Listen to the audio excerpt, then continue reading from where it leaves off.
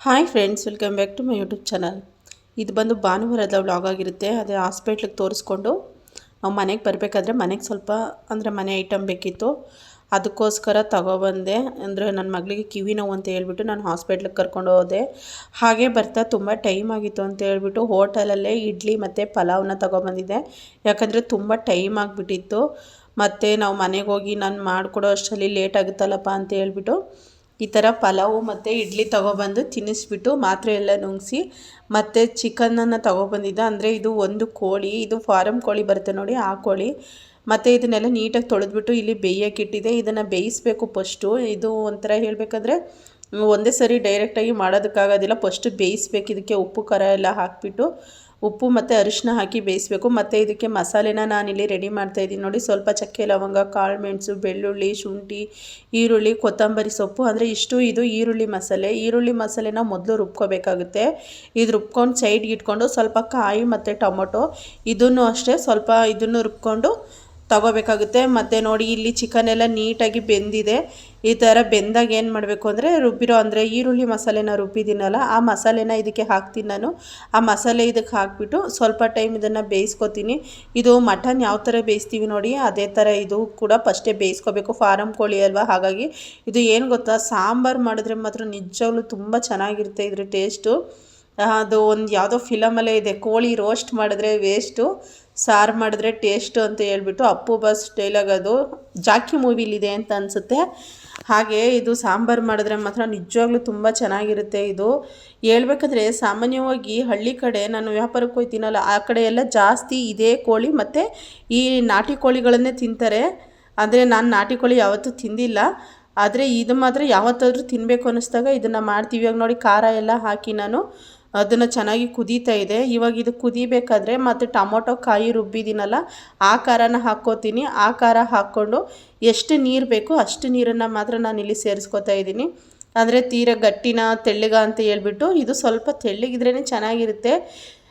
ನೋಡೋಣ ಅಂತ ಹೇಳ್ಬಿಟ್ಟು ಇಲ್ಲಿ ಹಾಕ್ತಾಯಿದ್ದೀನಿ ನಾನು. ಎಷ್ಟು ಬೇಕು ಅಷ್ಟು ನೀರನ್ನು ಹಾಕ್ಕೋತಾ ಇದ್ದೀನಿ. ನೋಡಿ ಇಲ್ಲಿ ಹೇಗೆ ಕುದೀತಾ ಇದೆ ಅಂತ ಹೇಳ್ಬಿಟ್ಟು. ನಿಜವಾಗ್ಲೂ ಇದ್ರ ಜೊತೆ ಮುದ್ದೆ ಆಗಲಿ, ದೋಸೆ, ಚಪಾತಿ, ಇಡ್ಲಿ ಏನು ಮಾಡಿದ್ರು ಚೆನ್ನಾಗಿರುತ್ತೆ ಒಟ್ಟಿನಲ್ಲಿ ಈ ಸಾಂಬಾರಿಗೆ. ಇವಾಗ ಇದಕ್ಕೆ ಮುಚ್ಚಳ ಹಾಕೋದಿಲ್ಲ ನಾನು, ಪ್ಲೇಟನ್ನು ಮುಚ್ತೀನಿ. ಪ್ಲೇಟ್ ಮುಚ್ಚಿಬಿಟ್ಟು ಬೇಯಿಸ್ತೀನಿ. ನೀರು ನೋಡಿ ಸ್ವಲ್ಪ ಹಾಕ್ಕೋತಾ ಇದ್ದೀನಿ ನಾನು, ಅಂದರೆ ಖಾರ ರುಬ್ಬಿರೋ ಜಾರಲ್ಲಿ ನೀರು ಹಾಕ್ತಾಯಿದ್ದೀನಿ. ಇದು ಸ್ವಲ್ಪ ನೀಟಾಗಿ ಮಿಕ್ಸ್ ಮಾಡ್ಕೊಳ್ಳೋಣ, ಯಾಕಂದರೆ ನೀರೆಲ್ಲ ಹಾಕಿದ್ದೀವಲ್ಲ, ಹಾಗಾಗಿ ಇದನ್ನು ನೀಟಾಗಿ ಮಿಕ್ಸ್ ಮಾಡಿಕೊಂಡು ಮತ್ತು ಲಾಸ್ಟಲ್ಲಿ ಇದು ಮೊಟ್ಟೆ ಕೊಟ್ಟಿರ್ತಾರೆ ನೋಡಿ, ಇದು ಮೊಟ್ಟೆ ಕೋಳಿ ಅಲ್ವಾ, ಮೊಟ್ಟೆ ಇರುತ್ತಲ್ಲ, ಆ ಮೊಟ್ಟೆನ ಲಾಸ್ಟಲ್ಲಿ ಈ ಥರ ಕುದಿಬೇಕಾದ್ರೆ ಹಾಕಬೇಕು. ಫಸ್ಟೇ ಹಾಕ್ಬಿಟ್ರೆ ಮೊಟ್ಟೆ ಎಲ್ಲ ಹೊಡೆದೋಗುತ್ತೆ, ಕೈಗೆ ಸಿಗೋದಿಲ್ಲ ಅದು. ಈ ಥರ ಸಾಂಬಾರು ಕುದೀತಾ ಇರುತ್ತಲ್ಲ, ಆವಾಗ ಈ ಮೊಟ್ಟೆನ ಹಾಕಬೇಕು. ಇವಾಗ ನೋಡಿ ಫುಲ್ಲು ಸಾಂಬಾರು ರೆಡಿಯಾಗಿದೆ. ನಾನಿಲ್ಲಿ ತೋರಿಸ್ತೀನಿ ಯಾವ ಥರ ಬಂದಿದೆ ಅಂತ ಹೇಳ್ಬಿಟ್ಟು. ನಾನಿದು ಸ್ವಲ್ಪ ತೆಳ್ಳಗೆ ಮಾಡಬೇಕಿತ್ತು ಅಂತ ಅನ್ಕೋತೀನಿ, ಆದರೂ ಇರಲಿ ಪರವಾಗಿಲ್ಲ. ನೋಡಿ ಇಲ್ಲಿ ಯಾವ ಥರ ಬಂದಿದೆ ಅಂತ ಹೇಳ್ಬಿಟ್ಟು. ತುಂಬ ರುಚಿಯಾಗಿರುತ್ತೆ ಈ ಮೊಟ್ಟೆ ಕೋಳಿ ಸಾರು, ತಿನ್ನೋದಕ್ಕೆ ತುಂಬ ಇಷ್ಟ ನನಗೂ ಈ ಮೊಟ್ಟೆ ಕೋಳಿ ಅಂದರೆ ಇದು ಅಪರೂಪಕ್ಕೆ ಮಾಡೋದು. ಸ್ವಲ್ಪ ನಮ್ಮ ಮನೇಲಿ ಜಾಸ್ತಿ ಬೈಲರ್ ಕೋಳಿ, ಮೀನು ಆ ಥರ ಎಲ್ಲ ಮಾಡ್ತಾರೆ. ಇದನ್ನೆಲ್ಲ ಮಾಡೋದು ಸ್ವಲ್ಪ ಅಪರೂಪನೇ. ಅಂದರೆ ಒಂದು 3 ತಿಂಗಳಿಗೆ 4 ತಿಂಗಳಿಗೆ ಆ ಥರ ಮಾಡ್ತೀವಿ ನೋಡಿ. ಈ ಥರ ಮೊಟ್ಟೆಗಳೆಲ್ಲ ಬೆಂದು ಲಾಸ್ಟಲ್ಲಿ ಹಾಕಿದ್ರೆ ಈ ಥರ ಬೆಂದು ಕೈಗೆ ಸಿಗುತ್ತೆ. ಮತ್ತು ಈ ಕೋಳಿ ಎಲ್ಲ ಸಾಂಬಾರೆಲ್ಲ ಮಾಡಾದ್ಮೇಲೆ ಮನೇಲಿ ಸ್ವಲ್ಪ ಕೆಲಸಗಳಿತ್ತು, ಹಾಗಾಗಿ ಕೆಲಸ ಮಾಡೋಣ ಅಂತ ಅಂದ್ಕೊಂಡು, ಅಂದರೆ ಸಂಜೆ ಆಗೇ ಹೋಯ್ತು. ಇದಾದಮೇಲೆ ಮತ್ತೆ ಮಾರ್ನಿಂಗ್ ವ್ಲಾಗ್ನ ನಾನಿಲ್ಲಿ ಕಂಟಿನ್ಯೂ ಮಾಡ್ತಾಯಿದ್ದೀನಿ. ಬೆಳಗ್ಗೆನೇ ಎದ್ದು, ಅಂದರೆ ನಾನು ವ್ಯಾಪಾರಕ್ಕೆ ಹೋಗಬೇಕಲ್ಲ, ಹಾಗಾಗಿ ಪಲಾವ್ ಮಾಡೋಣ ಅಂತ ಹೇಳ್ಬಿಟ್ಟು ಈ ಪಲಾವ್ ಮಾಡ್ತಾಯಿದ್ದೆ. ಇದು ಬಂದು ಸೋಯಾಬೀನ್ ಪಲಾವ್ ಮಾಡ್ತಾ ಇರೋದು. ಇದಕ್ಕೆ ನಾನು ತರಕಾರಿ, ಕ್ಯಾರೆಟು, ಬೀನ್ಸು ಮತ್ತು ಹಸಿ ಬಟಾಣಿ ಇದೆಯಲ್ಲ, ಬಟಾಣಿ ಇಷ್ಟನ್ನು ಹಾಕ್ಕೊಂಡು ಖಾರ ರುಬ್ಬಾಕಿ ಮತ್ತು ಈ ಸೋಯಾಬೀನ್ನ ಚೆನ್ನಾಗಿ ಎಣ್ಣೆಲಿ ಫ್ರೈ ಮಾಡ್ಕೋಬೇಕು. ನೋಡಿ ಇಲ್ಲಿ ನಾನು ಸ್ವಲ್ಪ ಬ್ಲಾಕ್ ಆಗೋವರೆಗೂ ಇದನ್ನು ಫ್ರೈ ಮಾಡಿದ್ದೀನಿ.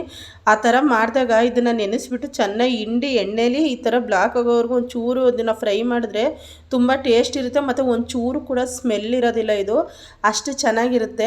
ಅದಕ್ಕೋಸ್ಕರ ಇವಾಗ ಎಲ್ಲನೂ ಹಾಕ್ಬಿಟ್ಟು ನಾನಿಲ್ಲಿ ಮುಚ್ಚಳ ಹಾಕ್ತಾಯಿದ್ದೀನಿ. ಅಂದರೆ 2 ವಿಸಲ್ಗೆ ಅದನ್ನು ಆಫ್ ಮಾಡ್ತೀನಿ. ಅಷ್ಟರಲ್ಲಿ ನಾನು ರೆಡಿ ಆದೆ, ಯಾಕಂದರೆ ಟೈಮ್ ಆಗೋಗ್ಬಿಟ್ಟಿತ್ತು. ನಿಜ ಹೇಳಬೇಕಂದ್ರೆ ಎಷ್ಟು ಬೇಗ ಎದ್ರೂ ಕೆಲಸನೇ ಮುಗಿಯೋದಿಲ್ಲ. ನಾನು ಬೇಗ ಎದೊಳ್ಬೇಕು ಅನ್ಕೋತೀನಿ, ಎದೊಳ್ತೀನಿ, ಆದರೂ ಕೆಲಸ ಮಾಡೋದ್ರಲ್ಲೇ ನನ್ನ ಅರ್ಧ ಟೈಮೇ ಕಳೆದೋಗುತ್ತೆ ಹೇಳಬೇಕಾದ್ರೆ.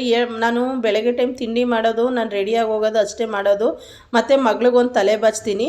ಅಷ್ಟು ಬಿಟ್ಟರೆ ಮನೆ ಕೆಲಸ ಏನೂ ಮಾಡಲ್ಲ ಫ್ರೆಂಡ್ಸ್, ಬಂದುಬಿಟ್ಟೆ ಮಾಡ್ಕೊಳ್ಳೋದು. ಯಾಕಂದರೆ ಒಂದು 6:30 6:15ಗೆಲ್ಲ ನಾನು ಮನೆ ಬಿಡೋದ್ರಿಂದ ಯಾವ ಕೆಲಸನೂ ಮಾಡೋದಕ್ಕಾಗಲ್ಲ. ಅಲ್ಲಿಂದ ಬಂದುಬಿಟ್ಟೆ ಮನೇಲಿ ನಾನು ಕೆಲಸ ಮಾಡೋದು. ಇವಾಗ ನೋಡಿ ನಾನು ಫುಲ್ ರೆಡಿ ಆದೆ. ಇವಾಗ ಇಲ್ಲಿ ಪಲಾವ್ ರೆಡಿಯಾಗಿದೆ. ಇದನ್ನು ನೀಟಾಗಿ ಮಿಕ್ಸ್ ಮಾಡಿಕೊಂಡು ನನ್ನ ಮಗಳಿಗೆ ಬಾಕ್ಸ್ಗೆಲ್ಲ ಹಾಕ್ಕೊಡ್ತೀನಿ. ಬಾಕ್ಸ್ಗೆಲ್ಲ ಹಾಕ್ಕೊಟ್ರೆ ಅವರು ತಿನ್ಕೊಂಡಿರ್ತಾರೆ. ಅಂದರೆ ಒಬ್ಳು ತಿನ್ಬಿಟ್ಟು ಸ್ಕೂಲ್ಗೆ ಹೋಗ್ತಾಳೆ, ಇನ್ನೊಬ್ಳು ತಿನ್ಕೊಂಡಿರ್ತಾಳೆ ಮನೇಲಿ ತಿಂಡಿ ತಿನ್ಕೊಂಡು. ಮಧ್ಯಾಹ್ನ ಊಟದ ಟೈಮ್ ಅಷ್ಟರಲ್ಲಿ ನಾವು ಮನೆಗೆ ಬಂದು ಅವ್ರಿಗೆ ಬೇಕಾದರೆ ಏನಾದರೂ ಮಾಡಿಕೊಡ್ಬೋದು, ಇಲ್ಲ ಇದೇ ಇದ್ದರೆ ನಾವು ಅಡ್ಜಸ್ಟ್ ಮಾಡ್ಕೋತೀವಿ. ಯಾಕಂದರೆ ಬೆಳಗ್ಗೆದು ಹಾಗೆ ಹೀಗೆ ಏನೂ ಇಲ್ಲ ಫ್ರೆಂಡ್ಸ್, ನಮ್ಮ ಮನೇಲಿ ನಾವು ತಿಂತೀವಿ. ಅನ್ನದ ಮೇಲೆ ದುರಂಕಾರ ತೋರಿಸೋದಕ್ಕೆ ಹೋಗೋದಿಲ್ಲ. ನೋಡಿ ಇಲ್ಲಿ ಬಾಕ್ಸ್ಗೆಲ್ಲ ಹಾಕಿ ರೆಡಿ ಮಾಡಿದ್ದೀನಿ. ನಾನು ಹಾಗೆ ಡೈಲಿ ತೊಗೊಂಡು ಹೋಗ್ಬೋದು, ಯಾಕಂದರೆ ನಾನು ಡೈಲಿ ಕಂಪಲ್ಸರಿ ತಿಂಡಿ ಮಾಡೇ ಮಾಡ್ತೀನಿ. ಯಾಕಂದರೆ ಇದು ಬಸ್ ಸ್ಟಾಪ್ಗೆ 2 ಕಿಲೋಮೀಟ್ರ್ ಹೋಗಬೇಕಲ್ಲ. ಹಾಗಾಗಿ ಎಲ್ಲಾದರೂ ಹಳ್ಳಿ ಕಡೆ ಯಾರಾದರೂ ರೊಟ್ಟಿ ಗಿಟ್ಟಿ ಕೊಟ್ಟರೆ ತಿನ್ಕೊಳ್ಳೋಣ ಅಂತೇಳ್ಬಿಟ್ಟು ಹಂಗೆ ಹೋಯ್ತೀವಿ. ಒಂದೊಂದು ದಿವಸ ಅದು ಸಿಗಲ್ಲ ಹೇಳಬೇಕಂದ್ರೆ. ಮತ್ತು ನೋಡಿ ಇವಾಗ ಇವಳಿಗೆ ತಲೆ ಎಲ್ಲ ಬಾಚಾಯಿತು. ಈ ಥರ 2 ಜಡೆ ಹಾಕ್ಬಿಟ್ಟು ಡೈಲಿ ಈ ಥರ ಟೇಪ್ ಕಟ್ ಕಳಿಸ್ಬೇಕು. ಅಂದರೆ ಇದು ಫಸ್ಟು ನಾವೆಲ್ಲ ಹೋಗ್ಬೇಕಾದ್ರೆ ಈ ಥರ ಎತ್ಬಿಟ್ಟು ಕಟ್ತಿದ್ದೋ, ಈಗಿನ ಮಕ್ಳಿಗೆ ಈ ಥರ ಕಟ್ಟಿರ್ತಾರೆ. ಮತ್ತಿದಾದಮೇಲೆ ನಾನು ಇಲ್ಲಿ ಬಸ್ ಸ್ಟಾಪಿಗೆ ಬಂದೆ. ಬಸ್ ಬಂದಿತ್ತು. ನಾವು ಬರೋ ಅಷ್ಟರಲ್ಲಿ ಸೀದಾ ಬಂದು ಬಸ್ ಹತ್ಬಿಟ್ಟು ಕೂತ್ಕೊಂಡು ಬಸ್ಸೆಲ್ಲ ಕ್ಲೀನಾಗಿ ತೊಳೆದ್ಬಿಟ್ಟಿದ್ರು ಇವತ್ತು. ಹಾಗಾಗಿ ಬ್ಯಾಗು ಕೆಳಗಡೆ ಇಡೋಕ್ಕೆ ಜಾಗ ಇರಲಿಲ್ಲ. ಫುಲ್ಲು ಬಸ್ಸಲ್ಲಿ ಬೇರೆ ಜನ ಇದ್ದರು. ತುಂಬ ಲೇಟ್ ಆಗಿಬಿಟ್ಟಿತ್ತು ಇವತ್ತು. ಅದಕ್ಕೋಸ್ಕರ ತೊಡೆ ಮೇಲೆ ಇಟ್ಕೊಂಡು ಕೂತಿದ್ದೆ ಆಯಿತು. ಹಾಗಾಗಿ ಇವತ್ತು ಸ್ವೆಟ್ರನ್ನೂ ಹಾಕ್ಕೊಂಡಿಲ್ಲ ನಾನು. ಮುಂದೆ ಬೇಕಾದರೆ ಹೋಗ್ತಾ ಹಾಕ್ಕೊಳ್ಳೋಣ ಅಂತ ಹೇಳ್ಬಿಟ್ಟು. ಮತ್ತು ನೋಡಿ ಫಸ್ಟು ಇಲ್ಲೊಬ್ಬರು ವ್ಯಾಪಾರಿ ಇಳಿಸಿದ್ರು. ಇವರೊಂದು 400 ರೂಪಾಯಿ ವ್ಯಾಪಾರ ಮಾಡಿದ್ರು. ನನ್ನ ಹತ್ರ ಬ್ಲೌಸ್ಗಳು ತಗೊಂಡ್ರು. ಬ್ಲೌಸು 1-2 ಪೆಟ್ಟಿಕೋಟ್ ತಗೊಂಡ್ರು. ಮತ್ತು ಇವ್ರ ಮನೆ ಹತ್ರ ವ್ಯಾಪಾರ ಮುಗಿಸ್ಕೊಂಡು ಇಲ್ಲೇ ಇನ್ನೊಂದು ಸ್ವಲ್ಪ ಹೊತ್ತು ಕೂತ್ಕೊಂಡೆ ನಾನು. ಇನ್ನೂ ಯಾರಾದರೂ ಬರ್ತೀನಿ ಅಂದರು ಆ ಕಡೆ ಪಕ್ಕದ ಮನೆಯವರು, ಅದಕ್ಕೋಸ್ಕರ ಸ್ವಲ್ಪ ಕೂತ್ಕೊಂಡೆ. ಇದಾದಮೇಲೆ ನಿಜ ಹೇಳ್ಬೇಕಂದ್ರೆ 10 ಗಂಟೆಗೆ ಈ ಊರಲ್ಲಿ 9:45ಗೆಲ್ಲ ಆಗೋಯ್ತು. ಇಲ್ಲಿಂದ ನಡೆದಿದ್ದು ನಟರಾಜ ಸರ್ವಿಸು. ನೋಡಿ ಈ ಊರು ವ್ಯಾಪಾರ ಮುಗಿಸ್ಕೊಂಡು ನಾನು ಹೋಯ್ತಾ ಇರೋದು 9:45 10 ಗಂಟೆ ಅಷ್ಟೇ ಟೈಮು. ತಿನ್ನೋಕ್ಕೆ ತಿಂಡಿ ಇಲ್ಲ, ಏನಿಲ್ಲ, ಒಂದು ಗ್ಲಾಸ್ ನೀರು ಕೂಡ ಸಿಕ್ಕಿಲ್ಲ. ಆದರೆ ನೀರು ಕೇಳಿದ್ರೆ ಕೊಡ್ತಾರೆ. ಪಾಪ ನಾವೇ ಬೆಳಗ್ಗೆ ಟೈಮ್ ಯಾಕೆ ತೊಂದರೆ ಕೊಡಬೇಕು ಅಂತ ಹೇಳ್ಬಿಟ್ಟು ಮುಂದೆ ಎಲ್ಲಾದರೂ ಹೋಟ್ಲು ಸಿಗುತ್ತೆ ಅಂದ್ಕೊಂಡು ಹೋಗ್ತೀವಿ. ಎಲ್ಲೂ ಮುಂದೆ ಹೋಟ್ಲೇ ಸಿಗೋಲ್ಲ. ಆದರೂ ರೋಡ್ ಸೈಡ್ ಒಂದೊಂದು ಮನೆ ಇದೆಯಲ್ಲ, ಹಾಗಾಗಿ ನಾನು ಕೂತ್ಕೊಂಡು ಹೋಗ್ತಾ ಇದ್ದೀನಿ. ಅಂದರೆ ಯಾರಾದರೂ ತೊಗೊಳ್ಳೋರಿದ್ರೆ ತೊಗೋತಾರೆ. ರೋಡ್ ಸೈಡ್ ಮನೆಗಳ ಹತ್ರ ಯಾರೂ ಅಷ್ಟೊಂದು ವ್ಯಾಪಾರಗಳು ಮಾಡೋಕ್ಕೆ ಹೋಗೋದಿಲ್ಲ ಅಲ್ವಾ. ಅದಕ್ಕೋಸ್ಕರ ಇಲ್ಲಿ ನೋಡಿ ಹಳ್ಳೀಲಿ ಪಾಪ ದನ ಮೇಯಿಸ್ಕೊಂಡು ಹೋಯ್ತೈತೆ. ನನಗನ್ಸುತ್ತೆ ಒಂದೊಂದು ಸರಿ ಈ ದನ ಮೇಯಿಸ್ಕೊಂಡಾದ್ರೂ ಇರ್ತೀರಿ, ಎಷ್ಟೋ ನೆಮ್ಮದಿಯಾಗಿರ್ತಿತ್ತು ಅನ್ನೋ ಜೀವನ ಇದೆಲ್ಲ ಯಾಕಪ್ಪ ಬೇಕು ನನಗೆ ಕಷ್ಟ ಅಂತ ಅನಿಸುತ್ತೆ. ಆದರೆ ಏನೂ ಮಾಡೋಕ್ಕಾಗಲ್ಲ. ಆ ಥರ ಹಳ್ಳೀಲಿ ಅವ್ರು ವ್ಯವಸಾಯ ಮಾಡ್ತಿರೋದು ಅವರೇ ಪುಣ್ಯವಂತರು ಅಂತ ಅನ್ಕೋತೀನಿ ನಾನು. ಹೇಳ್ಬೇಕಾದ್ರೆ ಎಲ್ಲದಕ್ಕೂ ಕೇಳ್ಕೊಂಬಂದಿರಬೇಕು. ಏನೂ ಮಾಡೋಕ್ಕಾಗಲ್ಲ, ನಮ್ಮ ಇದು ಅಷ್ಟೇ. ಮತ್ತು ನಾವು ಸುಮಾರು ಹೊತ್ತು ನಡೆದೋ ತುಂಬ ಬೇಜಾರಾಗೋಯ್ತು. ನಡೆದು ಒಂದು ಕಡೆ ಕೂತ್ಕೊಂಡಿದ್ದೋ. ಯಾರೋ ಪುಣ್ಯಾತ್ಮ ಅಷ್ಟರಲ್ಲಿ ಪಾಪ ಈ ಆಪೆ ಆಟೋ ತಗೊಬಂದ. ನಾವು ಹೋಗೋ ಸ್ಟಾಪ್ಗೆ ಒಂದು 15 30 ರೂಪಾಯಿ ತಗೊಂಡ. ನನಗೂ ನಮ್ಮ ಅಮ್ಮನಿಗೂ ಕರ್ಕೊಬಂದುಬಿಟ್ಟ.